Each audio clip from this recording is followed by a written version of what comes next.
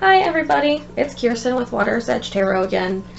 Just back for another weekly reading. I hope everyone had a good Labor Day weekend. Mine was pretty good. A little busy, but really good.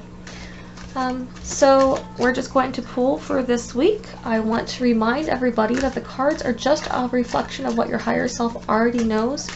You are completely responsible for your own actions, so don't blame the cards. Just own up to yourself, okay? Alright, and with that, we're just going to shuffle just a bit more.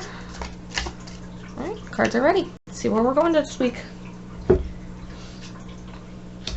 So we are starting out in our current position with the Two of Wands reversed. Two of Wands are about getting things done in order for progress. Remember that Wands are a very action-oriented suit, and with that comes progress to move forward.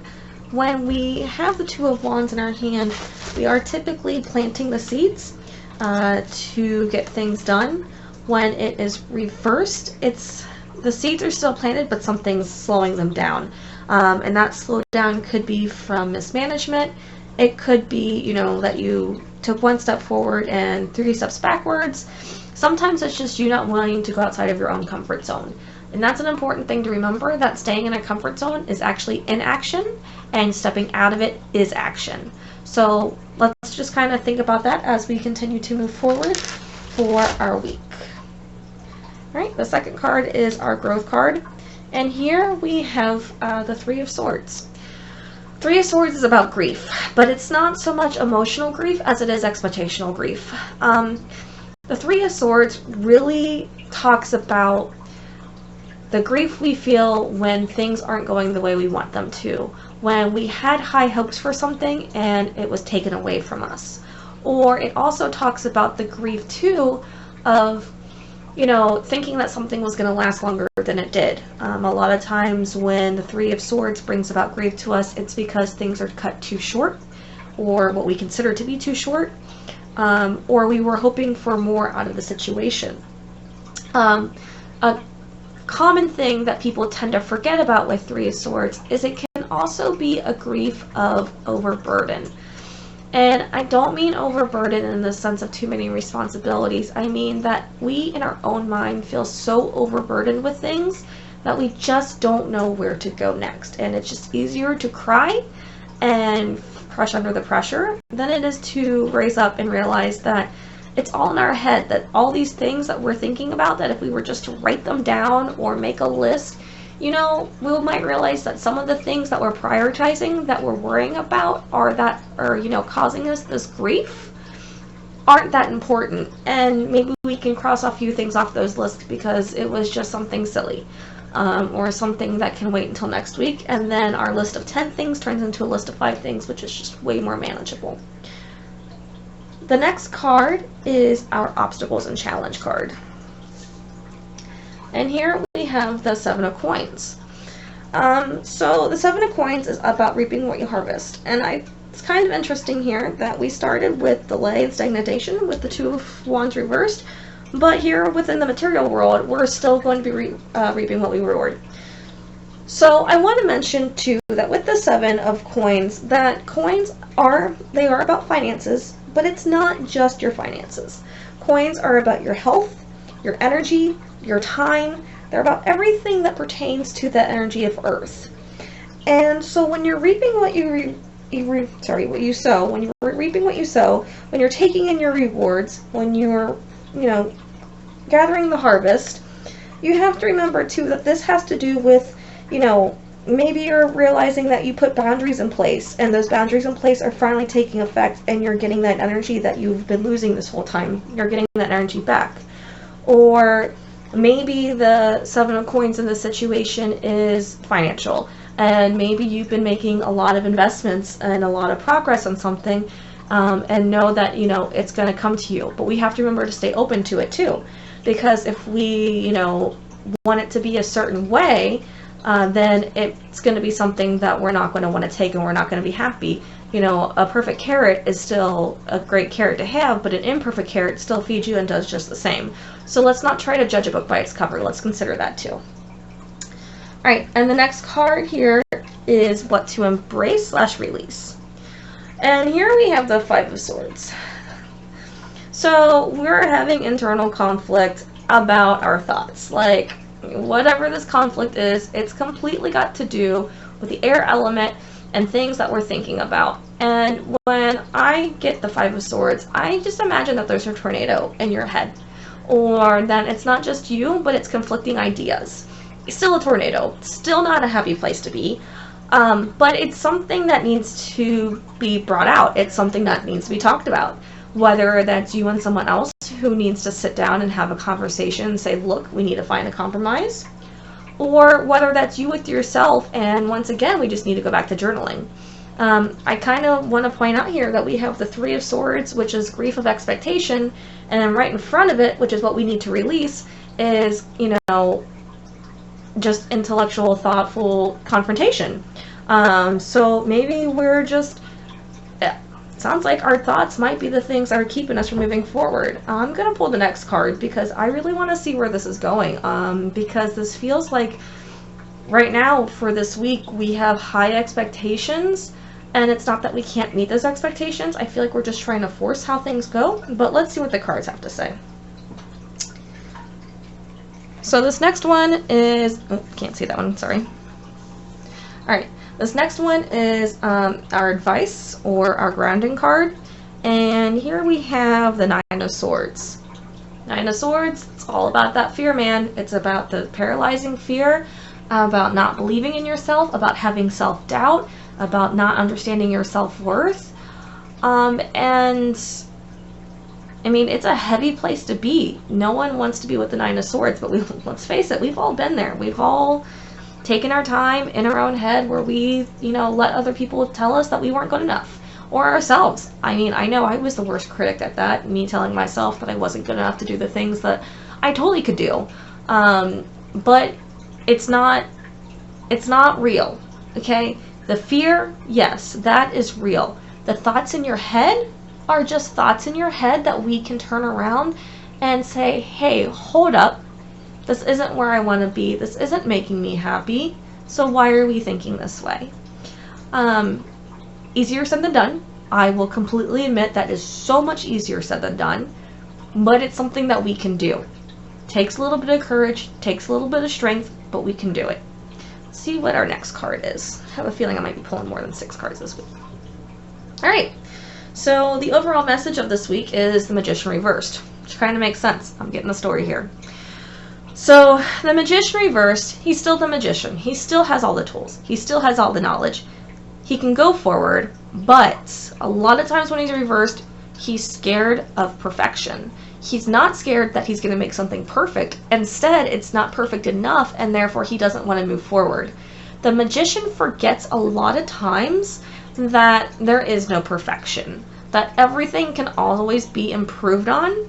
So accept what you can make and continue to make more and do better as you make more. A lot of times the magician reversed just wants to focus on the one thing that they've made, and they think, yes, I've made this one thing and it's not good enough, so I have to make this one thing better. When really they made the one thing and they have to keep making more of the one thing in order to keep going on.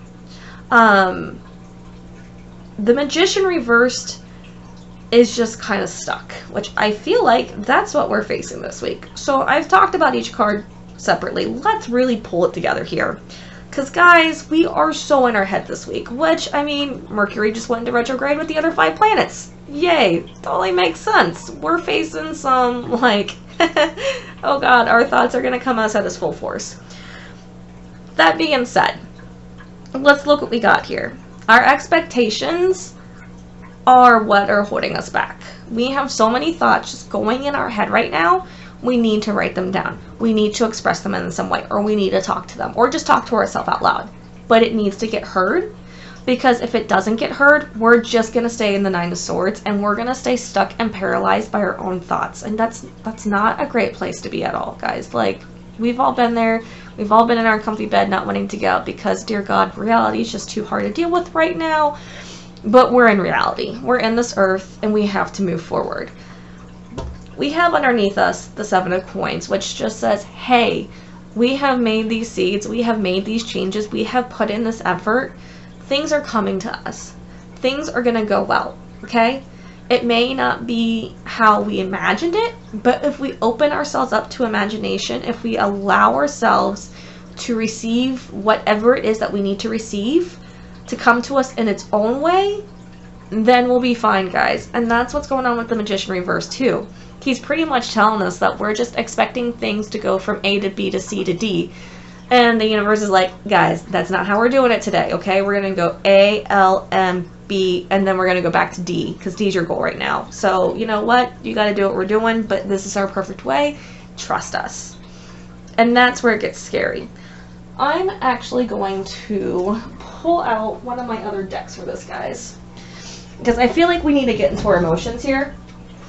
And emotions are something that often we connect with our mind. Emotions are something that we tend to tell stories with. So we feel emotion and we're like, okay, well, I'm feeling this emotion, and so now I need to make up the reason for why I'm feeling the emotion. Instead of asking ourselves why we're feeling the emotion and trying to go in, a lot of times we're like, well, it's obvious that it's blah, blah, blah, blah, blah. When really, it's a trigger that we're working on, and the trigger itself is the thing that's causing the emotion, but the trigger is the lesson, and a lot of times we forget that. So let us go ahead and just pull a couple emotions here. I know this is the first time you guys have seen these cards, so I'm going to explain. They're just a bunch of cards. They're my Oracle deck of emotions. They're always upright because there is no reversed emotion. Emotions are emotions. So if you see me turn it from a reverse position to an upright position, it's an emotion. Like, how can you have it reversed? So, okay, we find ourselves in a place of gifting. That makes a lot of sense because, once again, here we are with the Seven of Coins, receiving things. Gifting is the universe gifting to us, but it's also us gifting to other people. And remember, gifting doesn't have to be like physical gifts. Gifting can also just be you saying, I hope you have a good day. Or, you know, I see that you're in a bad place. I hope things work out for you. Or you see a person on the street who looks really pretty, and you can't tell them because you're in the car, but you could be at least to yourself, be like, oh, I like that person's sense of fashion. I hope they continue to have confidence. That's still gifting. That is you giving energy to somebody else. So keep that in mind. Where we were was in a place of pettiness.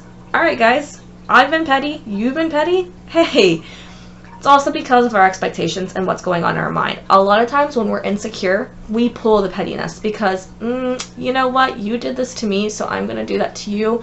Passive aggressively, you know, because it's not, you know, let's not go forward with it. Guys, cut it, okay? We know this. We've all been down that road. And pettiness, honestly, is what leads us to our Nine of Swords.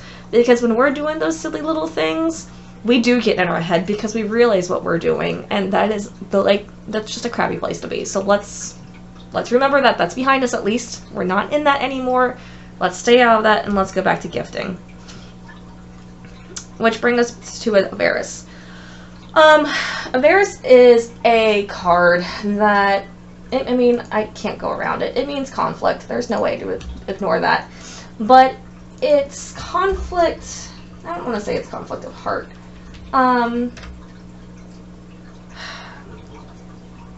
Okay, so I know the definition has to do with being greedy and like material gain. It has to do with wanting more than what it is, which I want to point out that's on top of the Magician reversed. For me, it's always been a conflict card, and I'm gonna stick with this as a conflict card because when we are in a place of greed or wanting more, it's because we don't already see what we have. And that's the conflict half the time. Avarice is not an easy emotion to deal with, and it's typically one that deals with our inner child. So I'm going to throw this out here, guys. I really think our inner child is what we need to work on this week. And also we can thank Mercury retrograde. Like, let's just be real here. But Avarice on top of the Magician just wants perfection. He wants to keep perfecting that one thing until it is better than everybody else's. If that's not Avarice, I don't know what is.